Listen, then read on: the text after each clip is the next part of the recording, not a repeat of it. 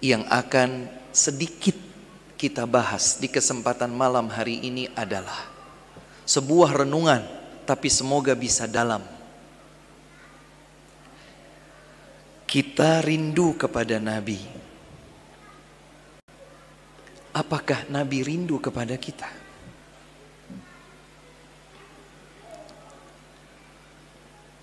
Kita rindu kepada beliau. Apakah beliau rindu kepada kita? Kita bilang kita cinta kepada beliau, tapi apakah beliau mencintai kita? Kemudian pertanyaan berikutnya adalah, bagaimana kita membuktikan rindu dan cinta kita kepada beliau? Dan bagaimana kita mengetahui bukti cinta dan rindu beliau kepada kita sebagai umatnya? Subhanallah. Supaya cinta dan rindu itu tidak bertepuk sebelah tangan. Kita ditanya apakah kita merindukan Nabi Muhammad SAW, jawabannya pasti. Apakah engkau mencintai beliau? Pasti. Ustadz, apakah beliau juga mencintai kita? Iya. Apakah beliau juga merindukan kita? Iya. Apakah kita bisa mengetahui bukti cinta dan rindu beliau kepada umatnya? Itu yang kita akan kaji di kesempatan kali ini, insya Allah. Ini baru prolog, tapi sudah sedikit lagi masuk waktu sholat isya. Nanti kita dengarkan azan, kemudian kita sholat isya berjamaah. Kalau boleh saya titip pesan, meskipun dalam satu kali sujud dari 8 sujud yang akan kita lakukan, berdoalah kepada Allah Subhanahu wa ta'ala. Kalau di kehidupan kita di dunia ini kita belum menjumpai Nabi Muhammad sallallahu alaihi wasallam, semoga Allah Subhanahu wa ta'ala mempertemukan kita dengan beliau di dalam surga. Berdoalah. Meskipun satu kali saja. Semoga Allah Subhanahu wa ta'ala memberikan kita taufiknya agar kita benar-benar bisa menjadi umat Nabi Muhammad sallallahu alaihi wasallam yang benar-benar merindukan dan mencintai beliau serta mampu untuk membuktikannya. Allahumma amin. Kita break dulu sebentar, insyaallah kita lanjutkan kembali. Wassallallahu wasallam wa baraka ala nabiyyina Muhammadin wa ala alihi wa sahbihi ajma'in wa akhiru da'wana anil hamdulillahi rabbil alamin. Ma'asyiral muslimin wal muslimat rahimakumullah. 1434 tahun yang lalu hijrah terjadi. Peristiwa yang semestinya tidak hanya tertulis di dalam lembaran-lembaran kitab sejarah. Kita harus ingat bahwa pada peristiwa hijrah tersebut Rasulullah sallallahu alaihi wasallam bertaruh nyawa. Bertaruh nyawa. Dibuatkan sayembara, barang siapa yang bisa menghadirkan kepala Nabi Muhammad sallallahu alaihi wasallam hidup atau mati, maka baginya 100 ekor onta. Boleh dihitung kalau di zaman ini ya, 1 ekor onta itu sebut saja 5.000 real. 1 ekor onta 5.000 real. Kalau 100 ekor onta berarti 500.000 real. Kalau 1 realnya sebut saja paling murah 3.000 misalnya begitu. Misalnya 100 berapa tadi? 100.000 real kali 3.000 berapa? 300 juta, yakin? 300 juta Pak. Hadirkan Muhammad bin Abdullah Al-Qurashi langsung dapat 300 juta waktu itu. Jadi bukan senang peristiwa hijrah itu, bukan sekedar pengalaman. Bertaruh nyawa Rasulullah sallallahu alaihi wasallam memperjuangkan agama Islam. Maka bayangkan seandainya Rasulullah sallallahu alaihi wasallam waktu itu terbunuh, akankah petunjuk Islam sampai kepada kita? Jadi kalau sekarang ada seseorang yang sedang mempertahankan dakwah Nabi Muhammad sallallahu alaihi wasallam, menjunjung tinggi tuntunan beliau agar Islam ini semakin kuat di tengah kaum muslimin, kemudian mungkin dicaci maki, kemudian mungkin diusir, kemudian mungkin dituduh dengan tuduhan-tuduhan, jauh lebih ringan daripada yang didapatkan oleh beliau dalam memperjuangkan Islam ini. Maka yang semestinya kita garis bawahi adalah bagaimana agar kita mengenal lebih dekat Rasulullah sallallahu alaihi wasallam. Bahaya kalau kita tidak cinta kepada Nabi, bahaya. Bahaya kalau kita tidak rindu berjumpa dengan Rasulullah sallallahu alaihi wasallam, karena itu merupakan salah satu indikator penting bukti iman kita. Yang sudah menikah, saya melihat beberapa wajah masih muda ini. Yang masih muda tidak masuk dalam konteks pertanyaan saya sekarang. Yang sudah menikah saja, yang sudah menikah, yang punya istri. Dia ungkapkan kepada istrinya, wahai istriku, aku cinta kepadamu. Maka istrinya pasti akan berkata, buktikan mas cintamu kepadaku. Kan begitu, manusiawi adanya. Karena tidak mungkin kalau tiba-tiba ada seseorang ketuk pintu rumah kita. Ketuk pintu, ini sebut saja sekarang jam berapa, 7:30. Nanti pulang ke rumah 8:30, jam 9 ada orang ketuk pintu. Dibukakan pintu, kita tidak kenal dia, tiba-tiba dia bilang, aku cinta kepadamu. Kita akan bingung, siapa kau? Tapi ternyata itu tidak berlaku pada Rasulullah sallallahu alaihi wasallam. Rasul tidak kenal kepada kita, tidak kenal. Jangankan kita, kakek buyut kita juga beliau nggak kenal. Tapi beliau sangat mencintai umatnya. Beliau sangat mencintai umatnya. Boleh dicatat firman Allah Subhanahu wa taala dalam surat At-Taubah ayat 128. Allah Subhanahu wa taala berfirman, A'udzu billahi minasy syaithanir rajim.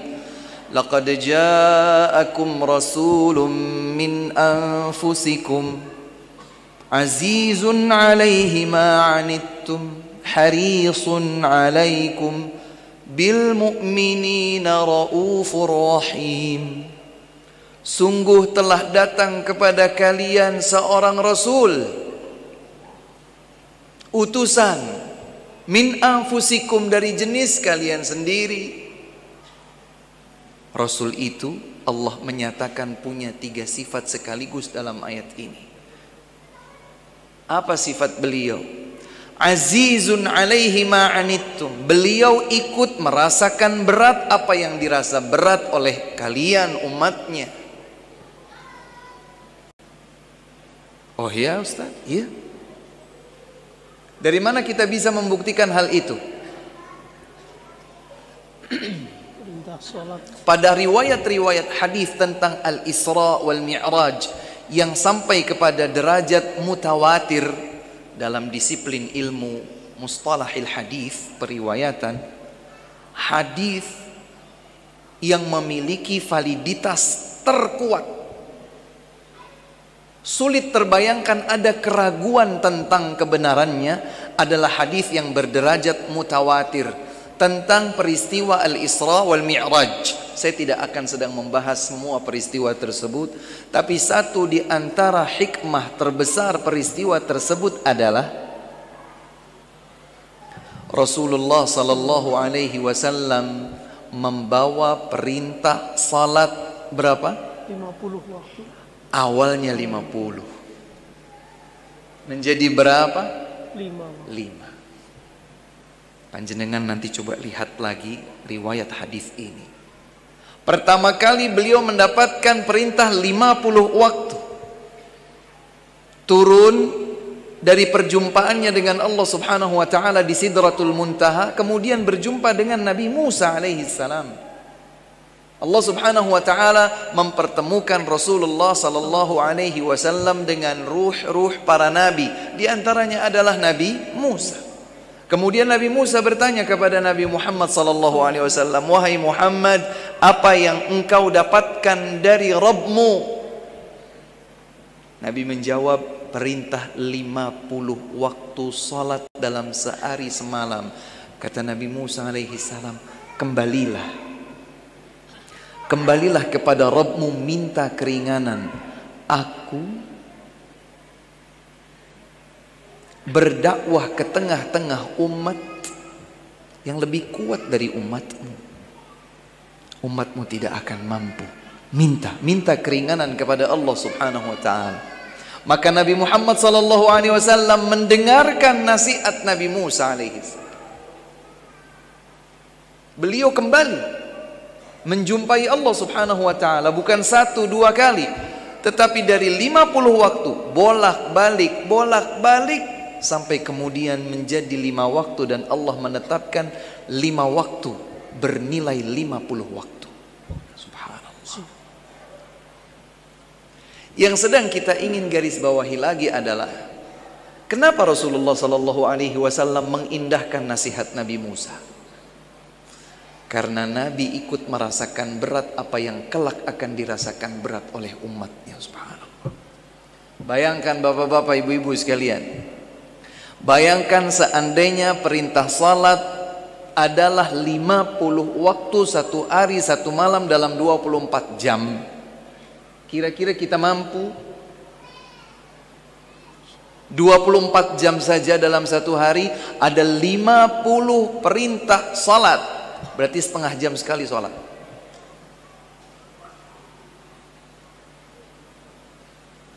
Kaum muslimin, di antara mereka ada yang bahkan 5 waktu pun tidak sanggup.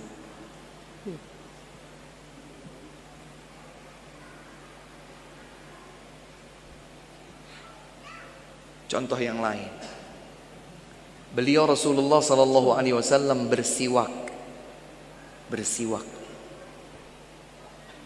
Beliau menganjurkan umatnya untuk bersiwak setiap akan salat.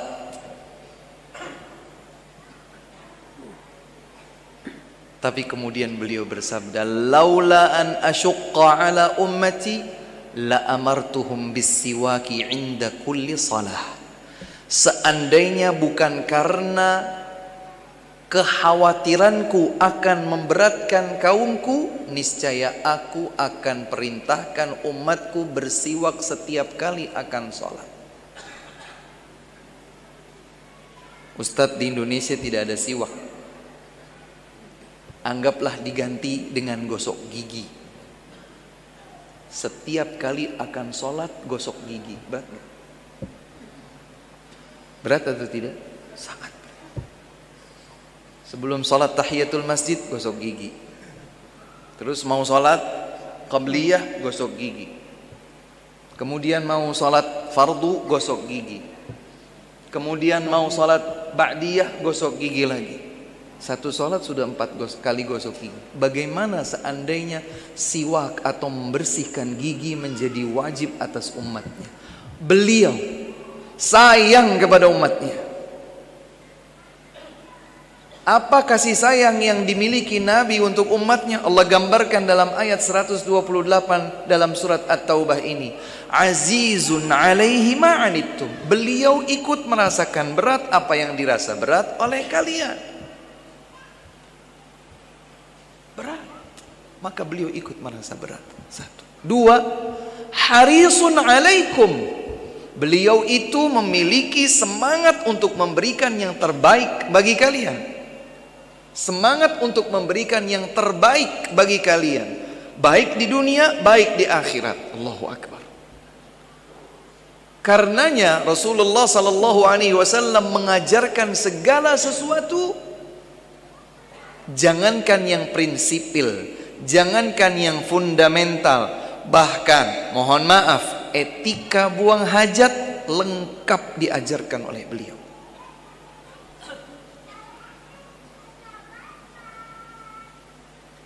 Kita tidak akan dapatkan si detail, serinci yang ada di dalam Islam, di dalam agama yang lain tentang etika buang hajat. Mau masuk toilet, kaki kiri dulu, baca doa. Bukan cuma di situ. Mohon maaf, kalau kita mau buang air kecil, mau membersihkannya, pakai tangan kiri, bukan dengan tangan kanan. Tidak menghadap atau membelakangi kiblat. Kalau kehilangan air atau tidak mendapatkan air, bagaimana caranya? Istijmar. Bisa dengan batu, bisa dengan tisu kalau di zaman sekarang. Kalau seandainya seorang misalnya ya, dalam satu perjalanan tidak ketemu air, cari-cari batu tidak ketemu batu, kehabisan tisu, dengan apa dia bersihkan hajatnya?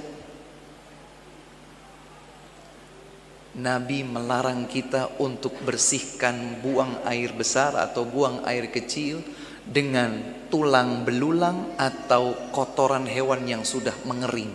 Enggak boleh. Subhanallah. Dan Rasulullah sallallahu alaihi wa ala alihi wasallam juga mengajarkan, berdirikah, dudukkah, keluar dari toilet, mengedepankan kaki kanan, baca doanya. Subhanallah. Haris beliau sangat semangat, sangat semangat. Itulah bukti sayang beliau kepada kita. Itulah bukti sayang beliau kepada kita. Beliau bersemangat untuk mengajarkan yang terbaik. Bapak Ibu sekalian, seandainya urusan dunia pun,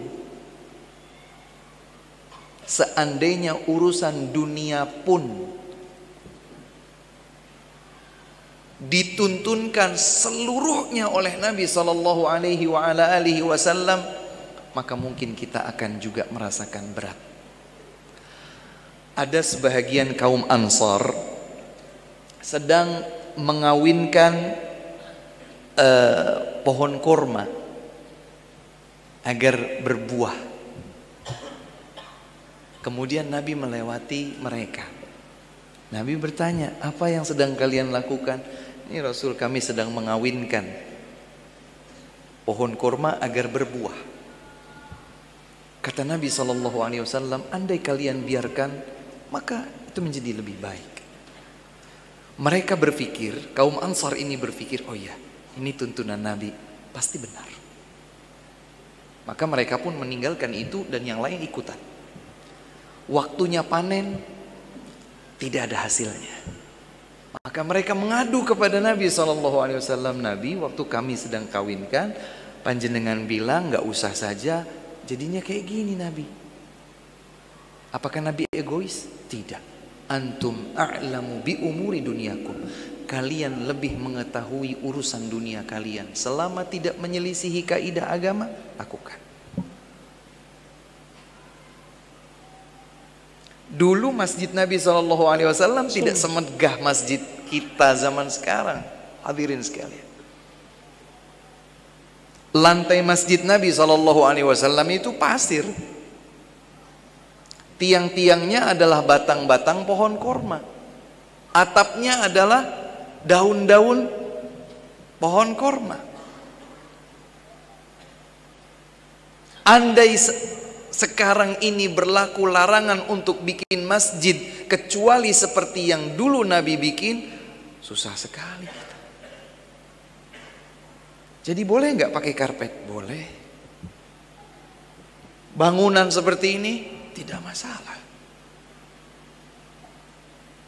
Kajian dihadiri banyak orang dengan pengeras suara seperti ini sarana, bukan ritual ibadah. Ini sarana berkaitan dengan urusan dunia. Nabi tidak melarang. Beliau mengatakan kalian lebih mengetahui tentang urusan dunia kalian. Dulu ada sekolah atau tidak? Tidak ada. Dulu tidak ada sekolah. Para sahabat belajar langsung dari Nabi SAW di majelis-majelis ilmu. Tapi apakah kemudian sekolah jadi terlarang? Tidak. Silakan. Selama tidak ada yang menyelisihi kaidah agama, dipersilahkan. Berdasarkan sabda beliau, antum a'lamu bi umuri dunyakum. Gak masalah. Tidak berselisih, tidak berseberangan dengan ketentuan agama, tidak masalah. Masya Allah. Beliau sangat bersemangat untuk memberikan yang terbaik bagi umatnya. Bil mu'minina raufur rahim. Terhadap segenap kaum mukminin, beliau itu penyantun lagi penyayang. Hadirin yang dimuliakan Allah Subhanahu wa taala. Kalau saya menyampaikan kepada panjenengan, Rasul sangat merindukan kita sebagai umatnya. Panjenengan percaya atau tidak? Saya ulangi, saya berstatement bahwa Nabi Muhammad SAW sangat merindukan, sangat menyayangi kita semua sebagai umatnya. Jenengan percaya atau tidak? Kenapa panjenengan percaya? Ayatnya. Atas dasar apa panjenengan percaya? Ustadz, atas dasar ayat tadi 128 surat At-Taubah. Saya coba akan sebutkan yang jauh lebih terperinci dari itu. Beberapa saja, tidak bisa semuanya. Suatu ketika Rasulullah sallallahu alaihi wa ala alihi wasallam berziarah ke makam. Besar kemungkinan makam yang beliau ziarahi itu adalah makam Al-Baqi'. Kalau panjenengan haji atau umroh, singgah di kota Nabi, sholat di Masjid Nabawi, tidak sulit panjenengan mencari dan mendapatkan makam Al-Baqi'. Makam itu sudah ada sejak dahulu zaman Rasulullah sallallahu alaihi wasallam. Bahkan sebahagian istri dan kerabat Nabi, para sahabat dimakamkan di sana. Suatu hari Rasulullah sallallahu alaihi wasallam berziarah ke makam. Kemudian beliau membacakan doa. Karenanya salah satu di antara hikmah berziarah ke makam adalah untuk memanjatkan doa kepada Allah Subhanahu wa taala untuk kebaikan yang sudah meninggal dunia. Selain hikmah yang lain juga adalah mengingatkan kita bahwa kita akan menyusul mereka. Ketika Nabi berziarah, maka Nabi membaca doa. Doa itu menjadi tuntunan buat kita. Beliau mengatakan, Assalamualaikum dara qaumin mu'minin wa inna insyaallahu bikum lahiqun. Semoga keselamatan dan kedamaian diberikan kepada kalian wahai penghuni kuburan ini dari kaum mukminin, dan sesungguhnya kami insyaallah akan menyusul kalian nanti. Ada doa kepada Allah untuk mereka yang sudah dikubur, dan ada peringatan terhadap diri sendiri bahwa kita akan menjadi seperti mereka. Uniknya, setelah beliau membaca doa ini, kemudian beliau berkata kepada para sahabat yang saat itu berada dekat dengan beliau.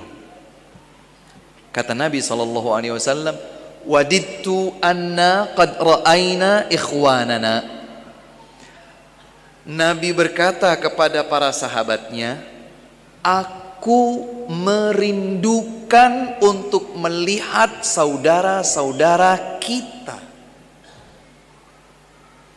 Di dalam bahasa Indonesia kita juga bisa membedakan antara penggunaan kata ganti kami dan kita. Kami itu artinya si pembicara saja, baik sendiri atau bersama yang lain. Tapi kalau kita, maka beliau mengajak lawan bicara untuk bersama dalam konteks yang sedang dibicarakan. Nabi begitu.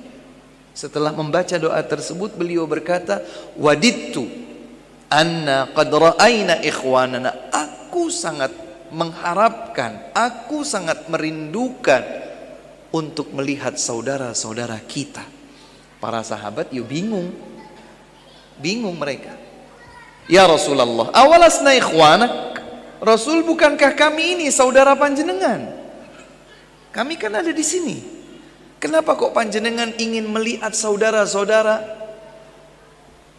Berarti ada sosok lain yang sedang tersungging maknanya di dalam ungkapan tersebut. Para sahabat mencari tahu, bukankah kami saudara engkau wahai Rasulullah? Maka Rasulullah SAW bersabda, ini coba kita perhatikan. Beliau bersabda, antum ashabi wa ikhwanuna alladzina lam ya'tu ba'du. Adapun kalian adalah para sahabatku. Adapun saudara-saudara kita, saudaraku dan saudara kalian, wahai sahabatku, adalah mereka yang belum hadir saat ini. Subhanallah. Siapa yang belum hadir saat ini yang beliau maksud? Hadis ini diriwayatkan oleh Imam Muslim. Dalam riwayat Imam Ahmad, Rasulullah SAW menyatakan, antum ashabi wa ikhwanuna alladzina amanu bi wa lam yarawni. Adapun kalian, maka kalian adalah sahabatku. Dan saudara-saudara kita adalah mereka yang beriman kepadaku padahal mereka belum pernah melihatku. Berarti siapa? Berarti siapa? Sejak generasi tabi'in, murid-muridnya para sahabat, sampai sekarang dan sampai hari kiamat tiba, 1434 tahun yang lalu beliau sudah rindu ingin berjumpa dengan kita. Sudah ingin melihat kita.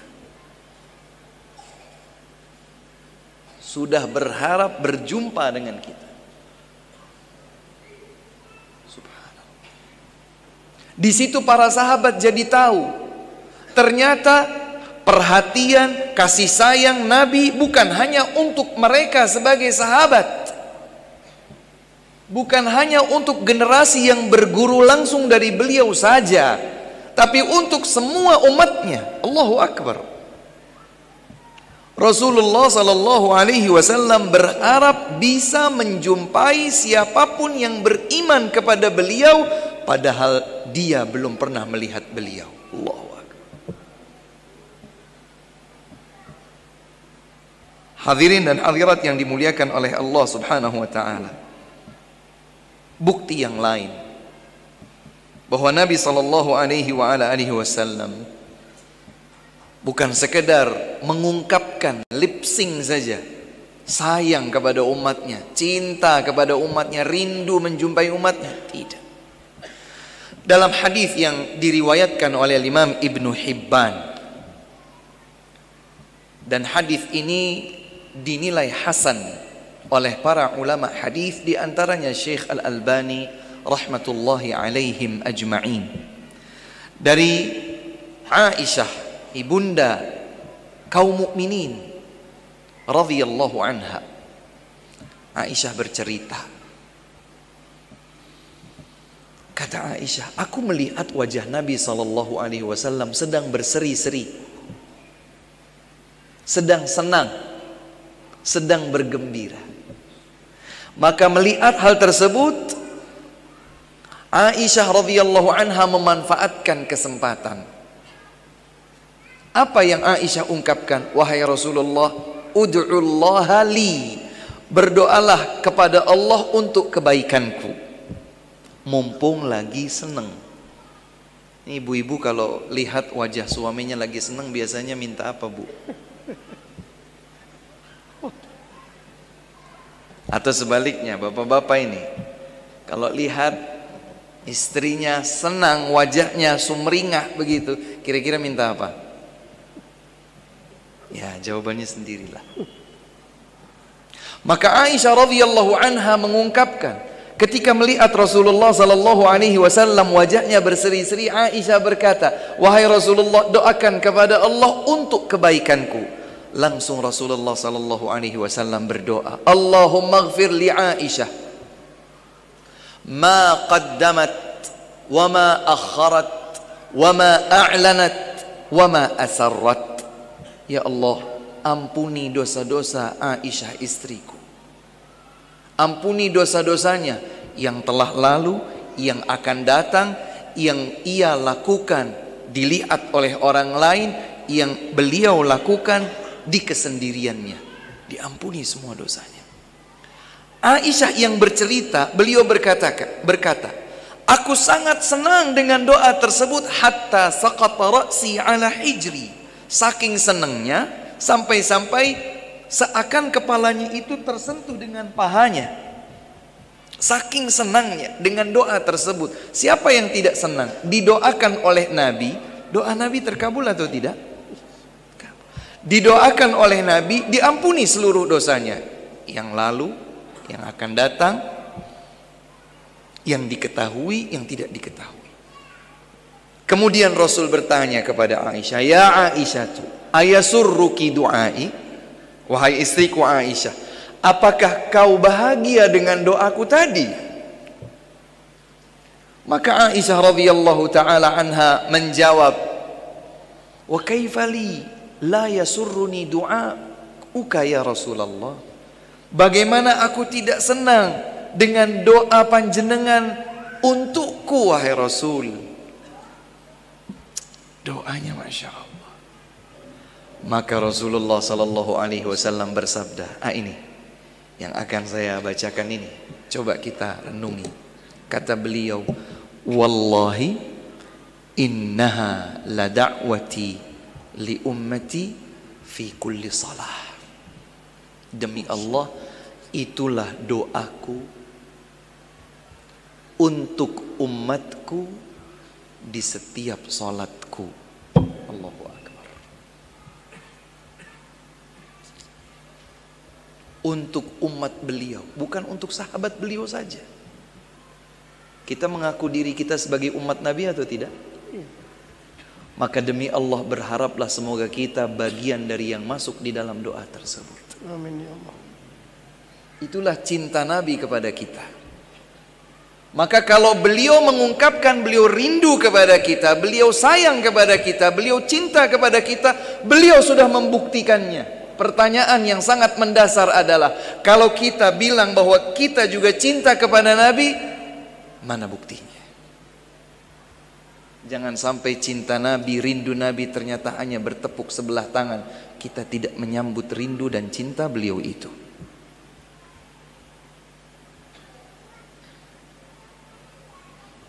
Rasulullah sallallahu alaihi wasallam kalau melihat mendung, gelapnya awan dari kejauhan, kemudian terdengar halilintar, beliau itu resah. Bolak-balik ke kanan, ke kiri, ke depan, ke belakang. Dan semua melihat, anggota keluarga beliau melihat. "Ada apa wahai Rasulullah?" Beliau menjawab, "Aku takut angin, awan gelap dan suara itu akan menjadi azab bagi umatku." Allahu Akbar.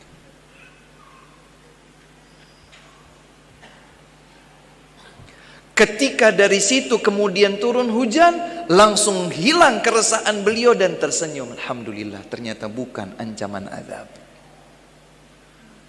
Itulah bukti cinta Nabi kepada umatnya. Itulah bukti cinta Nabi untuk kita.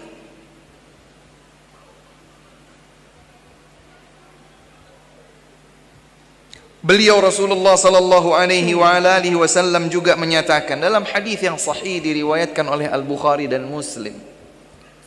dari Abu Hurairah radhiyallahu taala anhu bahwa Rasulullah sallallahu alaihi wasallam bersabda, "Likulli nabiyyin da'watun mustajabah, fata'ajjala kullu nabiyyin da'watahu wa inni ikhtaba'tuha li ummati syafa'atan yaumal qiyamati fahiya na'ilatun insyaallah man mata la yusyriku billahi syai'ah."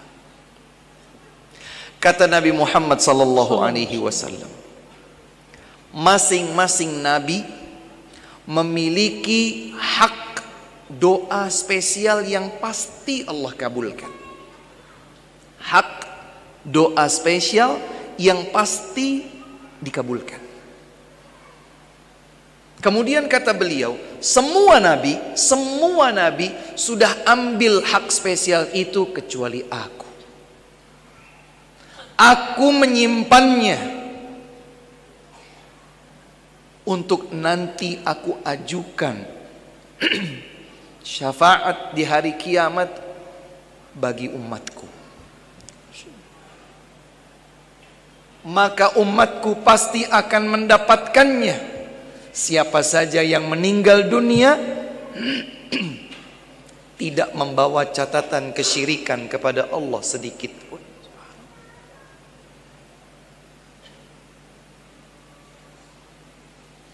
Nabi belum ketemu kita sudah siapkan kado. Bukan kado 1 juta 2 juta, bukan kado rumah dan isinya kendaraan mewah. Syafaat.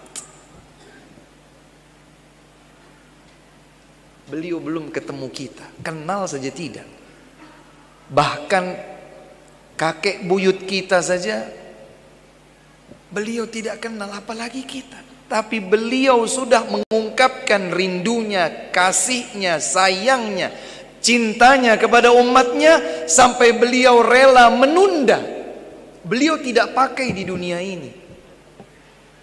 Beliau tidak pakai di dunia ini. Janji dari Allah Subhanahu wa taala, hak doa spesial yang pasti dikabulkan tersebut beliau simpan. Aku akan pakai hak tersebut. Nanti di hari kiamat aku akan ajukan permohonan syafaat untuk umatku. Bukan untuk sahabatku, untuk umatku. Beliau hanya menyebutkan clue, syarat. Doa spesial yang pasti Allah kabulkan berupa syafaat untuk umatku itu hanya diraih oleh mereka yang meninggal dunia dalam keadaan bertauhid kepada Allah Subhanahu wa taala. Dia tidak membawa catatan kesyirikan saat wafatnya. Andai dia pernah tergelincir dalam kesyirikan, dia segera bertaubat kepada Allah Subhanahu wa taala dan taubat akan melebur dosa kesyirikan tersebut. Ia termasuk yang insya Allah akan mendapatkannya. Jadi bukan berarti kalau ada yang berbuat kesyirikan pasti tidak dapat. Kalau dia sempat bertaubat sebelum ajalnya tiba, meninggal dunia dalam keadaan tidak sedikit pun membawa dosa kesyirikan pada catatan amalnya, dia berhak mendapatkan doa kado spesial dari Rasulullah sallallahu alaihi wasallam. Ini bukti cinta beliau kepada kita. Sekarang pertanyaannya, rindu kepada Nabi atau tidak? Sangat rindu. Cinta kepada Nabi atau tidak? Sangat. Bagaimana kita membuktikannya? Nabi sudah buktikan. Allah yang kukuhkan dalam ayat-ayat Al-Quran. Dalam hadis-hadis yang valid atau sahih, Nabi menegaskan, membuktikan cinta beliau kepada umatnya. Kita harus bisa membuktikan cinta kita kepada beliau. Bagaimana caranya? Caranya adalah dengan mengikuti semua tuntunan beliau. Kata kuncinya adalah mengikuti semua tuntunan beliau. Dari A sampai Z, dari alif sampai ya. Bagaimana beliau bangun tidur, sampai bagaimana beliau tidur kembali, sampai bagaimana di tengah-tengah kalau beliau sudah tidur. Beliau tuntunkan, kita ikuti. Beliau tuntunkan, kita ikuti. Dalam sebuah hadis yang sahih,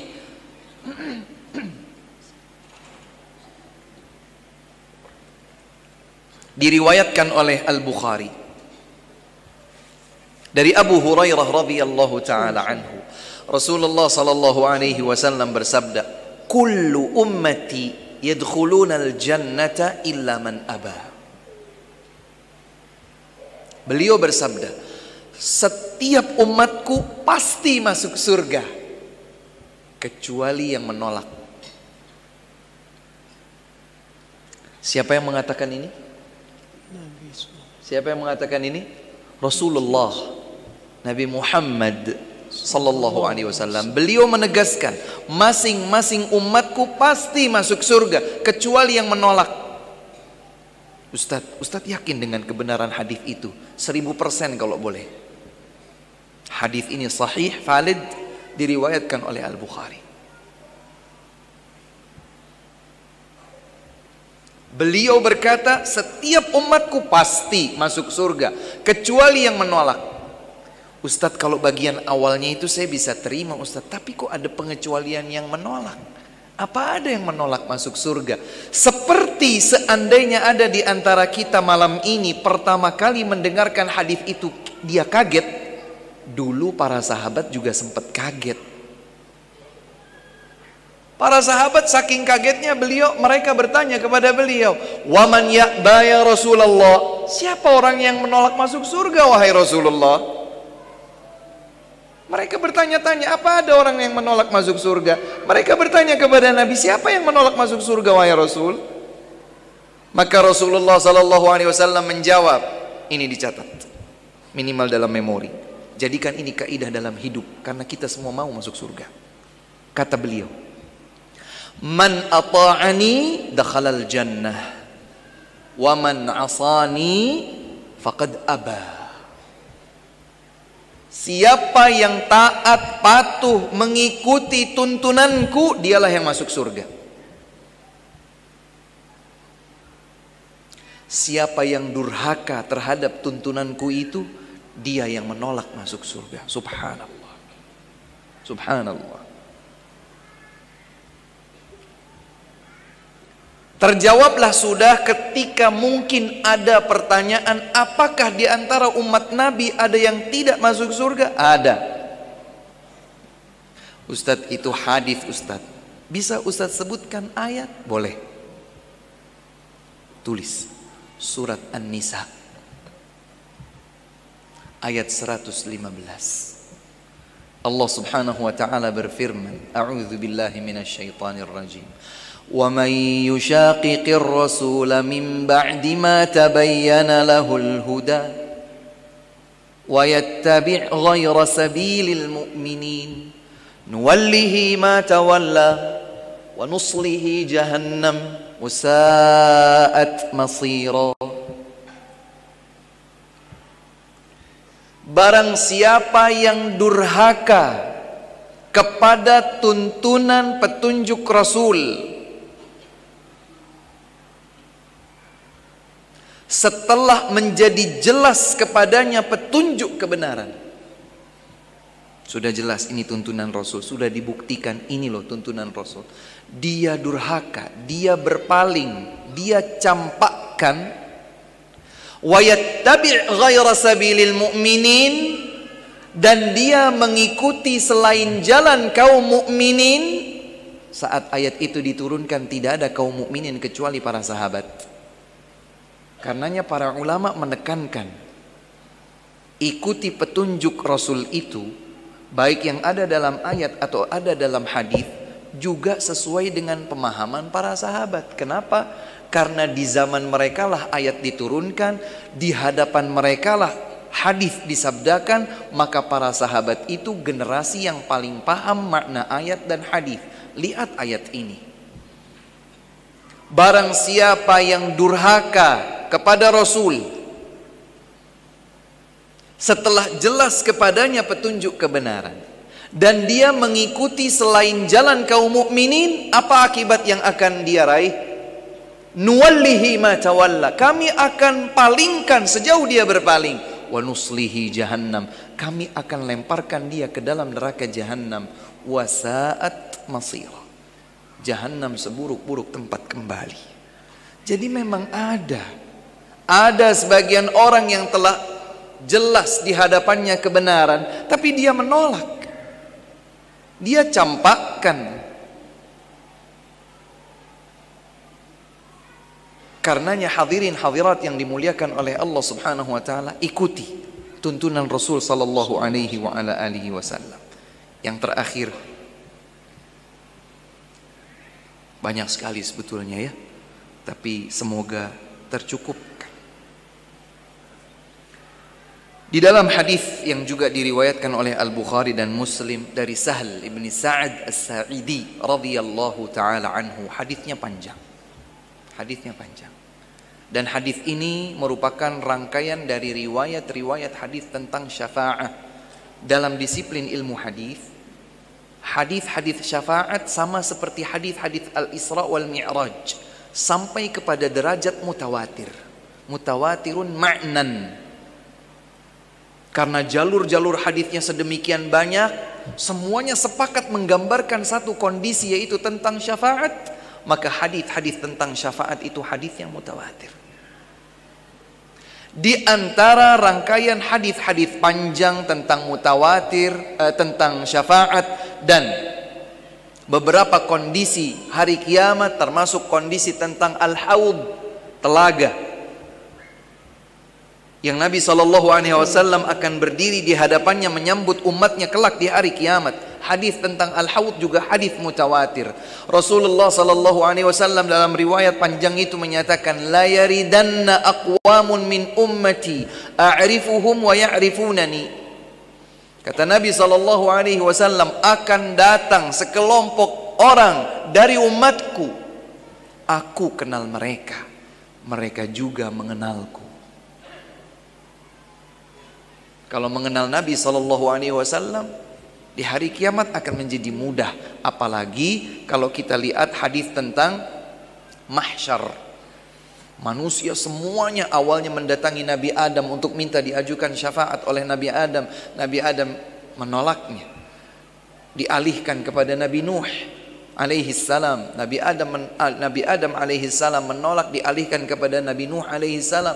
Nabi Nuh alaihi salam menolak, dialihkan kepada Nabi Ibrahim, dialihkan kepada Nabi Musa, dialihkan kepada Nabi Isa, dialihkan terakhir kepada Nabi Muhammad sallallahu alaihi wasallam. Semua nabi-nabi yang tersebut tadi menolak. Nabi Muhammad sallallahu alaihi wasallam menyatakan, ana laha, aku telah diizinkan untuk mengajukan syafaat. Jadi manusia mengenal Nabi Muhammad SAW. Tapi bagaimana Nabi mengenal umatnya? Di dalam hadis yang lain disebutkan bahwa umat Nabi SAW itu datang di hari kiamat ghurran muhajjalin min atharil wudu. Mereka akan membawa cahaya yang terang di bagian-bagian bekas wudunya, di wajah, di tangan, di rambut kepala, di kaki. Karena itu hendaknya kita menjaga anggota wudu yang dibasuh, meskipun dalam keadaan susah, mungkin dalam keadaan sakit, mungkin dalam keadaan safar, mungkin dalam keadaan sangat dingin. Pertahankan wudu kita sesuai dengan yang beliau tuntunkan, karena itu yang akan menjadi tanda Nabi mengenal kita sebagai umatnya. Saya kembali ke hadis ini. Kata Nabi SAW, la yaridanna aqwamun min ummati a'rifuhum wa ya'rifunani. Sungguh akan datang mendekatiku sekelompok orang dari umatku, aku kenal mereka, mereka kenal denganku. Thumma yuhalu baini wa bainahum, akan tetapi dibatasi dengan jarak antara aku dengan mereka. Tidak bisa mendekat. Maka aku berkata, ya Rabbi ummati. Kata Nabi, aku akan berkata nanti, Ya Allah Rabbku, mereka umatku. Artinya izinkan mereka untuk mendekat kepadaku, aku berikan air dari telaga ini. Emang apa istimewanya Ustaz minum dari air telaga Nabi, Al-Haud? Haud itu warnanya lebih putih dari susu. Nah itu masalahnya Ustaz, saya nggak suka susu. Jangan samakan antara susu di dunia dengan susu di akhirat. Satu. Yang kedua, rasanya lebih manis daripada madu. Nah itu juga masalah Ustaz, saya nggak suka madu. Ada madu original, ada madu palsu kan? Itu yang bikin saya nggak suka sama madu Ustaz. Jangan samakan madu dunia dengan madu di akhirat. Aniyatuhu ka'adadi nujumis sama. Jumlah cangkirnya, cawannya ini lebih banyak atau sejumlah bintang di langit. Berapa bintang di langit? Yang bisa menjawab dikasih hadiah sama panitia. Tidak terhingga. Yang lebih luar biasa daripada itu, beliau menyatakan man syariba minha lam yadhma fiha abadan. Siapa yang minum dari air telaga tersebut, dia tidak akan haus sepanjang hari kiamat. Allahu Akbar. Mau minum dari air telaga Nabi? Coba tadi kita lihat. Ada orang-orang yang Nabi nyatakan mereka dari umat beliau tapi dihalangi, diusir. Kemudian Nabi menyatakan mereka umatku, ya Allah, biarkan mereka minum dari air telagaku. Maka Allah memberitahukan kepada Nabi Muhammad SAW, ya Muhammad, wahai Muhammad, innaka la tadri ma ahdathu ba'dak. Engkau tidak tahu apa yang mereka modifikasi baru dari tuntunanmu setelah engkau meninggal dunia. Tuntunanmu 1, 2, 3, mereka tambah 1 plus, 2 plus, 3 plus, atau 1, 2, 3, 4, 5, 7, 10. Dimodifikasi, diinovasi. Itulah makna ihdath. Karena Nabi SAW dalam hadis yang lain menyatakan, man ahdatha fi amrina hadha ma laysa minhu fahuwa radd. Siapa yang membuat-buat baru dalam tuntunan agama ini padahal bukan dariku, maka itu akan menjadi tertolak. Ternyata ada hubungannya nanti di hari kiamat. Allah Subhanahu wa taala akan menjelaskan kepada Nabi SAW kenapa mereka bisa diusir, tidak bisa minum dari air dari telaga Nabi SAW, karena mereka memodifikasi baru. Maka Nabi SAW berstatement dengan jelas, suhqan liman ghayyara ba'di. Kalau begitu jauh saja bagi mereka orang-orang yang merubah tuntunanku setelah aku tiada. Hadirin yang dimuliakan Allah, kembali kepada kuncinya tadi. Kalau kita benar merindukan Nabi, mencintai Nabi, ingin bersama dengan Nabi di dalam surga yang tertinggi, ikutilah tuntunan beliau Nabi Muhammad sallallahu alaihi wa ala alihi wasallam, agar rindu beliau, cinta beliau tidak bertepuk sebelah tangan. Ini kiranya yang dapat disampaikan, kurang dan lebihnya kami mohon maaf. Semoga yang sedikit ini bisa bermanfaat bagi diri kami pribadi dan bagi segenap saudara-saudariku yang ada di majlis mulia, majlis ilmu kita ini. Wallahu ta'ala a'lam wa sallallahu wa sallam wa baraka ala nabiyyina Muhammadin wa ala alihi wa sahbihi ajma'in wa akhiru da'wana anil hamdulillahi rabbil alamin.